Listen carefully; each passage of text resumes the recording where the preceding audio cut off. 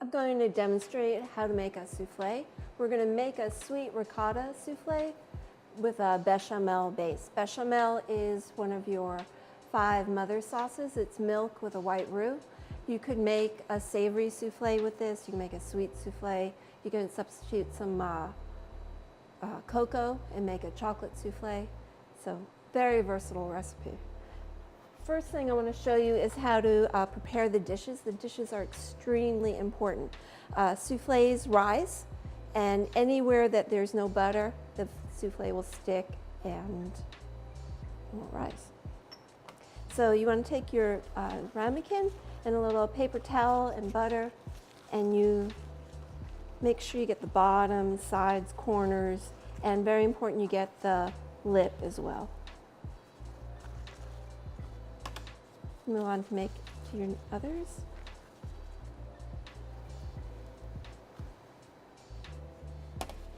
Then you put a little sugar in them.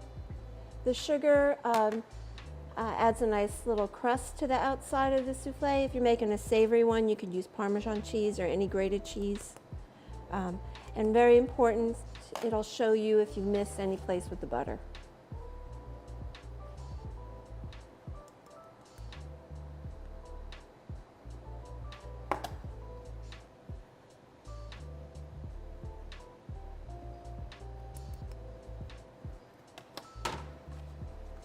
Once you have those ready, you put them to the side. And we're ready to make our souffle. So you need a small pot, and I'm going to warm it up and add my butter to it to melt to make my roux. So I have my flour, butter. I have 2 parts sugar, salt, 2 eggs, ricotta cheese, and milk.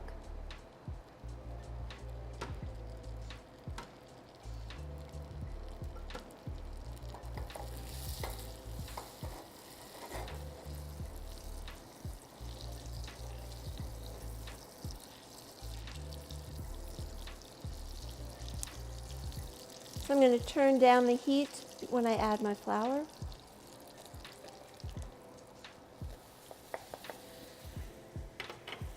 And you want to stir,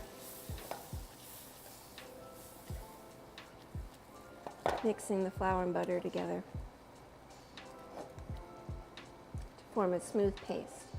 If you smell it when you first put the flour in, you'll smell flour. And so you want to just cook this for a minute until it doesn't smell so floury. The butter coats the flour to keep it from creating lumps.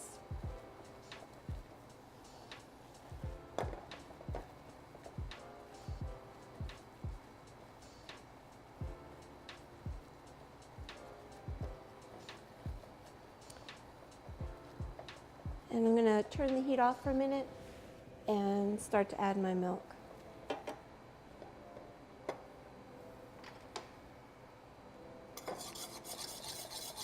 You want to whisk while you add it, again, to avoid creating lumps. So I add it a little at a time, letting it incorporate.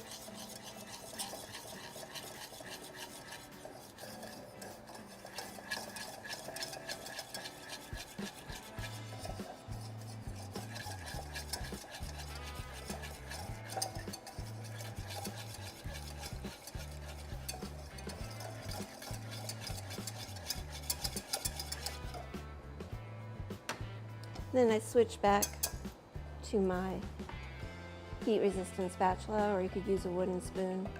And you want to turn the heat on low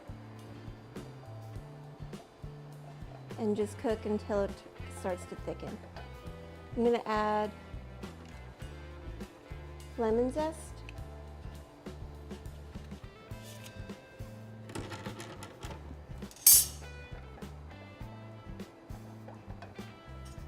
And I want about half a lemon's worth of zest.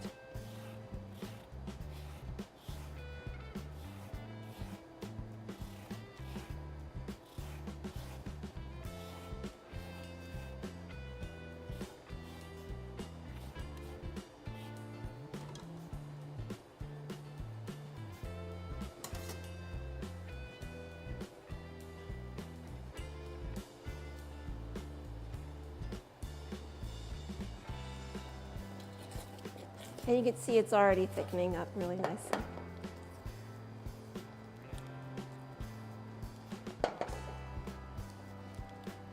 Perfect.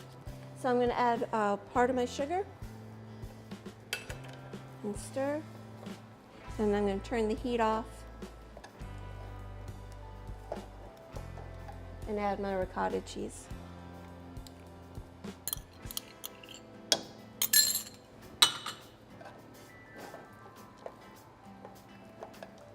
And salt.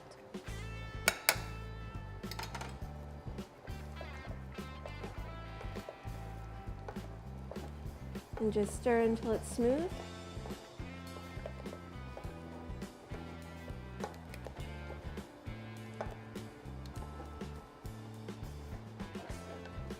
Now I'm ready to separate my eggs.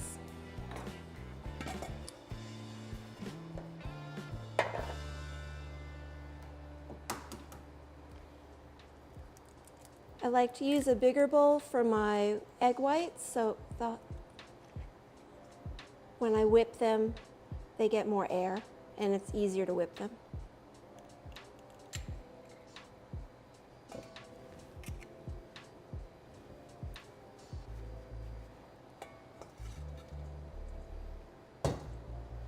So I want to add my warm sauce to my egg yolks. And I want to add it in a little at a time to bring the egg yolks up to temperature and not cook them.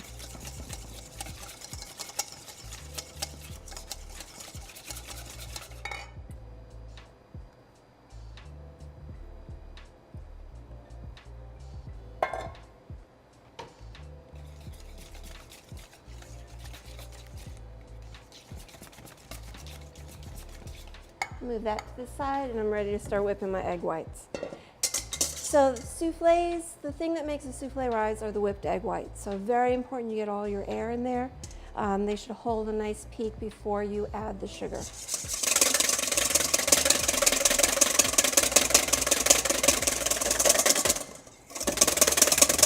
So this is foamy, not peak.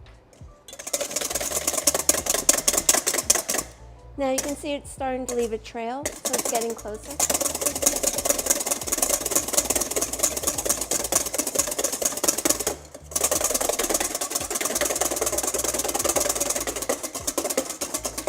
And you can see how it's starting to hold its shape, so it's almost at a peak. It's very soft peak right now.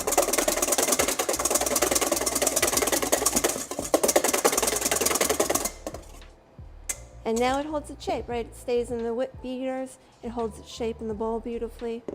So now it's time to add the rest of my sugar.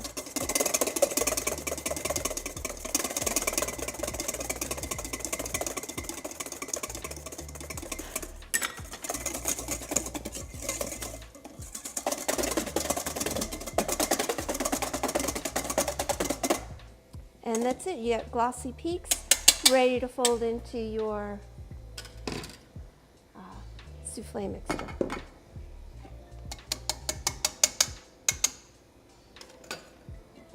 So you want to start with 1/3 of your egg whites, just to loosen up the batter a little. Folding is different than stirring. It's much more gentle. That way you don't lose the air you just whipped into the egg whites. I'm going to keep turning the bowl as you fold so you get everything.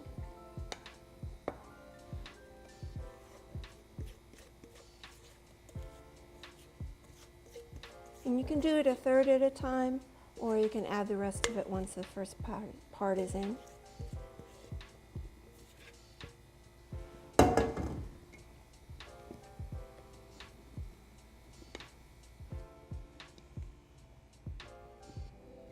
And that's it, perfect. You don't want to overfold it because then you knock the air out.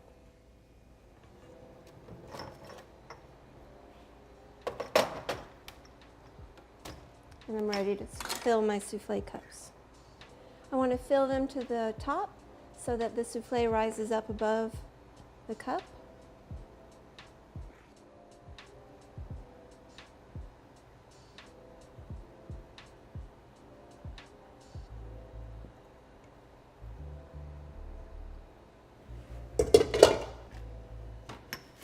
And then we separate them and ready to go into the hot oven.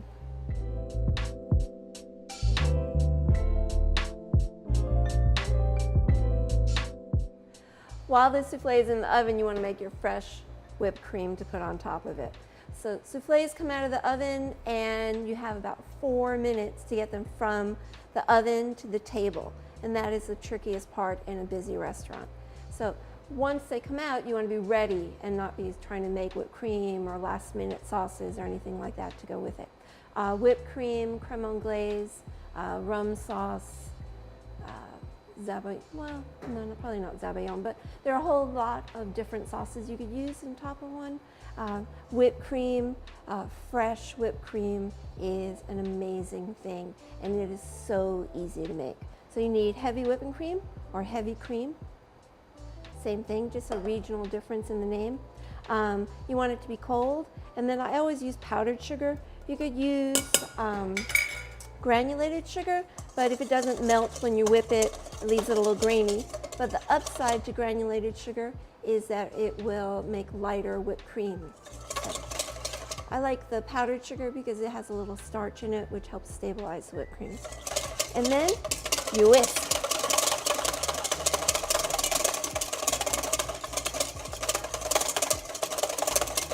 You could add a little vanilla extract, pure vanilla extract, and then you have something called chantilly cream, and you can charge more for that.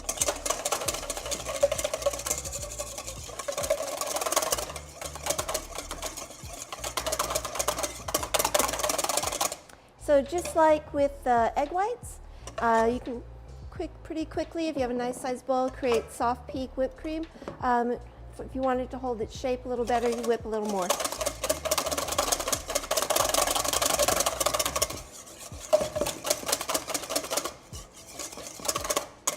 And that's it, you got whipped cream.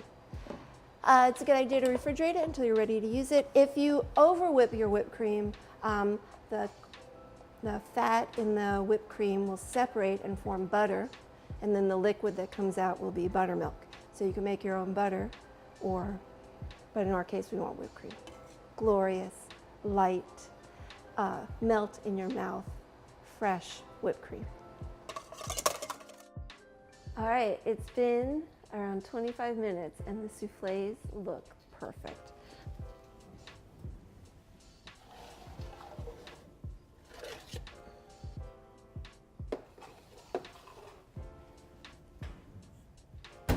So see how nice and high they've risen, beautiful gold around the edge, perfect.